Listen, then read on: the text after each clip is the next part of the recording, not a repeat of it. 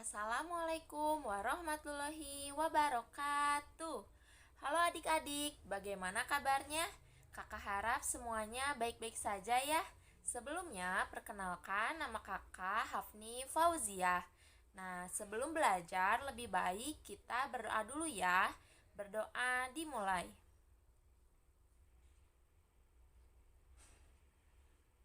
Berdoa dicukupkan.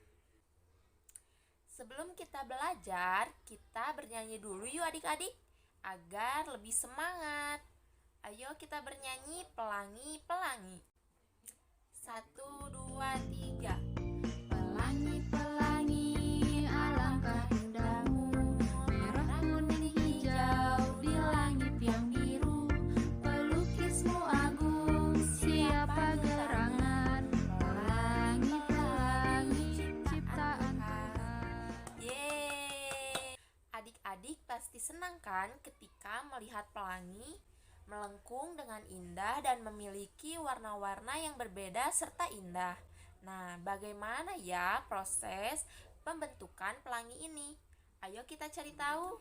Nah, sebelum mencari tahu bagaimana proses pembentukan pelangi, lebih baik kita mengenal cahaya dan sifat-sifatnya. Cahaya adalah suatu bentuk energi yang dapat kita lihat dengan mata telanjang. Sumber cahaya itu seperti matahari, api, dan lampu. Adapun hewan-hewan yang dapat menghasilkan cahayanya sendiri nih adik-adik. Adik-adik tahu nggak ya hewan apa itu? Nah, hewan itu adalah kunang-kunang dan ikan lentera. Nah, lalu apa saja sih sifat-sifat cahaya yang dapat kita ketahui? Yang pertama yaitu cahaya dapat merambat lurus. Cahaya ini dapat merambat lurus nih adik-adik. Contohnya adalah ketika kita memegang senter, kemudian menyalakannya ke arah depan, maka yang terjadi adalah cahaya merambat lurus sesuai dengan arah yang kita inginkan. Yang kedua yaitu cahaya dapat dipantulkan. Nah, contohnya adalah ketika kita bermain di siang hari dengan membawa sebuah cermin, kita arahkan ke datangnya sinar matahari. Lalu kita coba mengarahkannya ke segala arah. Maka yang terjadi adalah sebuah cahaya yang dipantul dari sinar matahari tersebut. Yang ketiga yaitu cahaya dapat menembus benda bening. Contohnya adalah ketika kita melihat ke atap rumah yang memakai genteng yang terbuat dari kaca bening, maka cahaya dari sinar matahari dapat masuk tanpa terhalang oleh genteng tersebut karena gentengnya terbuat dari kaca bening nih adik-adik. Lalu yang keempat yaitu cahaya dapat dibelokkan atau dibiaskan. Nah, contohnya jika kita berenang dan meletakkan sebilah tongkat ke dalam air yang terkena cahaya matahari dari atas, maka tongkat tersebut dapat terlihat lebih besar daripada ukuran yang sebenarnya nih adik-adik. Nah, selanjutnya adik-adik ada alat-alat optik. Alat-alat optik ini adalah alat yang menggunakan lensa atau cermin untuk memanfaatkan sifat-sifat cahaya yang telah tadi kita bahas, yaitu dapat dipantulkan dan dapat dibiaskan. Nah, macam-macam alat optik ini terdiri dari dua macam, yaitu alamiah dan buatan. Tentu saja ya, untuk alat optik alamiah ini adik-adik pasti sudah tahu, yaitu mata. Mata ini adalah indera penglihatan dan merupakan organ tubuh kita yang dapat menangkap perubahan dan perbedaan cahaya. Lalu yang kedua itu ada alat optik buatan. Nah, alat-alat optik ini adalah alat-alat optik yang dibuat oleh manusia seperti kacamata, kaca pembesar atau lup, mikroskop, teropong, kamera, periskop, episkop, bioskop, dan masih banyak lagi. Nah, salah satunya tadi itu ada kacamata ya adik-adik. Nah, kacamata ini yang saya pakai ini adalah merupakan alat optik yang digunakan untuk membantu melihat pada orang yang memiliki cacat mata nih adik-adik. baik itu rabun jauh, rabun dekat, ataupun mata silindris. Kacamata terdiri dari lensa, cembung atau cekung, tergantung dari jenis cacat matanya. Nah, tadi juga ada ya kamera. Nih, kamera ini merupakan alat untuk menghasilkan foto kan adik-adik, pasti tahu ya. Nah, cara kerja kamera itu hampir sama nih dengan mata, yakni cahaya masuk difokuskan oleh lensa dan kemudian ditangkap oleh retina yang merupakan sensor pada kamera. Lalu yang keempat itu ada mikroskop nih adik-adik.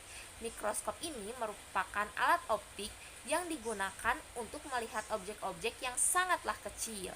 Nah, cara kerja mikroskop ini adalah dengan memperbesar bayangan sehingga tampak lebih besar dan lebih jelas. Lalu ada teropong atau teleskop. Nah, adik-adik pasti tahu kan teropong? Ya, teropong itu untuk melihat bintang. Nah, yang kita tahu itu teropong bintang ya adik-adik. Nah, teropong merupakan alat optik yang digunakan untuk mengamati benda-benda yang jaraknya jauh dari pengamat, sehingga tampak lebih dekat dan lebih jelas jika menggunakan teropong ini nih adik-adik, seperti yaitu tadi teropong bintang untuk melihat bintang di luar angkasa. Nah, selanjutnya ini ada kaca pembesar. Adik-adik juga pasti sudah tahu kan kaca pembesar?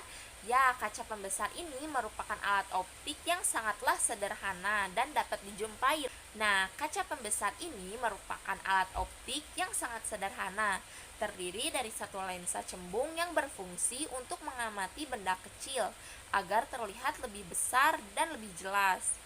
Nah, adik-adik telah mengetahui pengertian cahaya, sumber-sumber cahaya, dan sifat-sifat cahaya. Lalu bagaimana ya proses pembentukan pelangi?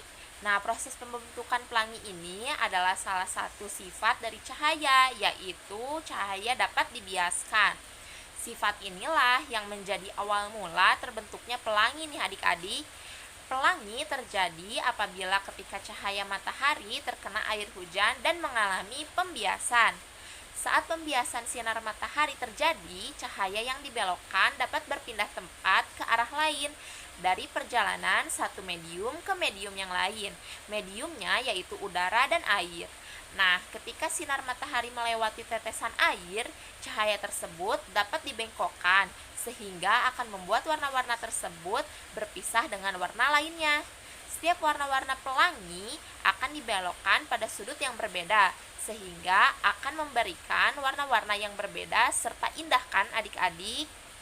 Nah, warna-warna pelangi ini akan dibelokkan pada sudut yang berbeda. Warna yang akan pertama dibelokkan adalah warna ungu nih adik-adik. Dan sedangkan warna yang terakhir dibelokkan adalah warna merah.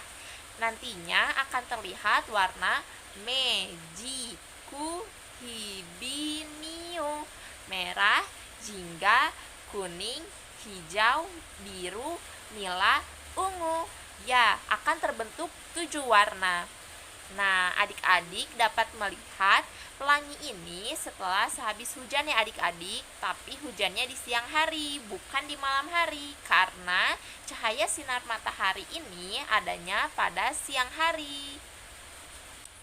Nah, setelah penjelasan kakak nih mengenai bagaimana prosesnya pembentukan pelangi, apa itu cahaya, apa sifat-sifat cahaya, dan sumber-sumber dari cahaya, apakah adik-adik telah mengerti? Semoga adik-adik mengerti ya. Nah, terima kasih telah menonton video kakak sampai habis. Semoga materi-materi yang kakak sampaikan dapat dimengerti dan dapat bermanfaat bagi adik-adik. Terima kasih, sampai jumpa.